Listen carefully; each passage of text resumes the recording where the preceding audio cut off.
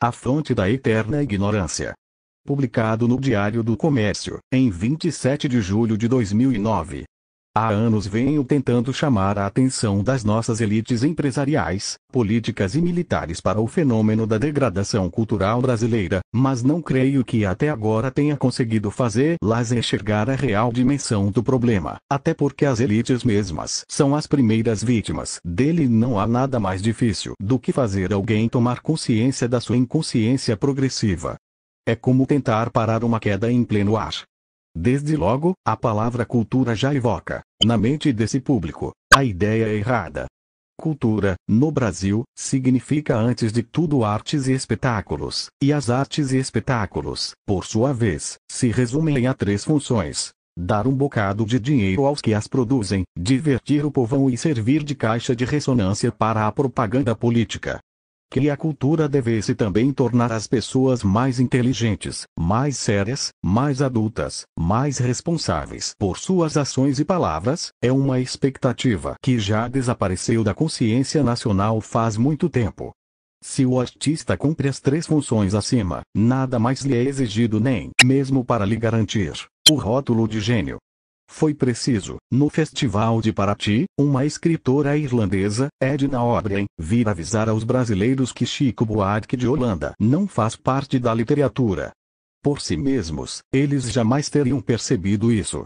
Nos cursos universitários de letras, produzem-se milhares de teses sobre Caetano Veloso e o próprio Chico, enquanto escritores de primeira ordem e já consagrados pelo tempo, como Rosário Fusco, Osman Lins ou José Geraldo Vieira, são ignorados já não digo só pelos estudantes, mas pelos professores. Até a Academia Brasileira, nominalmente incumbida de manter alto padrão das letras nacionais, de há muito já não sabe distinguir entre o que é um escritor e o que não é. A hipótese de que o sejam os senhores Luiz Fernando Veríssimo, Paulo Coelho e Marco Maciel jamais passaria pela cabeça de alguém habilitado, digamos, a compreender razoavelmente um poema de Eliot ou a perceber a diferença de fôlego entre Claudel e Valéry, isto é, de alguém que tenha ao menos uma ideia aproximada do que é literatura.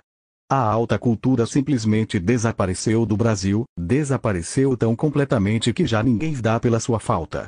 Como posso fazer ver a gravidade disso a pessoas que, não pertencendo elas próprias ao círculo das letras e das artes, recebem dele, prontos, os critérios de julgamento em matéria de cultura e, ao segui-los, acreditam estar em dia com os mais elevados padrões internacionais?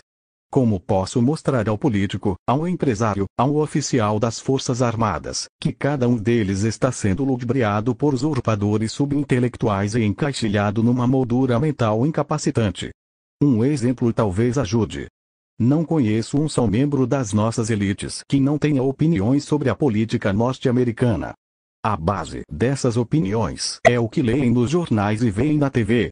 Acontece que o instrumento básico do debate político nos Estados Unidos é o livro, não o artigo de jornal, o comentário televisivo ou a entrevista de rádio.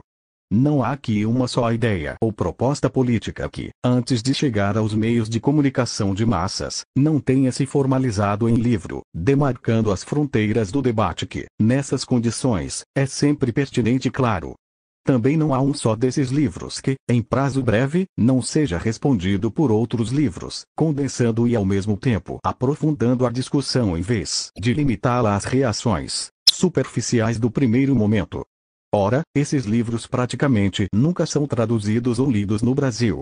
Se alguém os lê, deve mantê-los em segredo, pois nunca os vejo mencionados na nossa mídia, seja pelos comentaristas usuais ou pelos acadêmicos iluminados que os chefes de redação tomam como seus gurus. Resultado: a elite que confia nos canais jornalísticos como sua fonte básica da informação acaba sendo sistematicamente enganada. Não só forma opiniões erradas sobre o quadro internacional, mas, com base nelas, diagnostica erradamente a situação local e toma decisões estratégicas desastrosas, que só a enfraquecem e a tornam dia a dia mais sujeita aos caprichos da quadrilha governante. Só para tornar o exemplo ainda mais nítido, Quem quer que tenha lido, além das autobiografias de Barack Obama, as investigações sobre sua vida pregressa feitas por Jerome Corsi, Brad Oller e Webster Griffin Tarpley, anti-obamistas por motivos heterogêneos e incompatíveis, sabia de antemão que, se eleito, ele usaria o prestígio da própria nação americana para dar respaldo ao anti-americanismo radical dentro e fora dos Estados Unidos. Que, no Oriente Médio, isso significaria sonegar apoio a Israel e aceitar pacificamente o Irã como potência nuclear. Na América Latina, elevar Hugo Chávez, as Farc e o Fórum de São Paulo ao estatuto de árbitros supremos da política continental. Como no Brasil ninguém leu nada disso, o que se impregnou na mente do público foi a visão de Obama como um progressista moderado, algo como um novo John F. Kennedy ou Martin Luther King. Nos Estados Unidos, com a ajuda da grande mídia cúmplice, Obama enganou metade do eleitorado. No Brasil, enganou a opinião pública inteira. Agora, só resta aos ludibriados atenuar retroativamente o vexame do engano, mediante um novo engano, persuadindo-se de que, se até o governo americano apoia Hugo Chávez, é porque ele não é tão perigoso quanto parecia.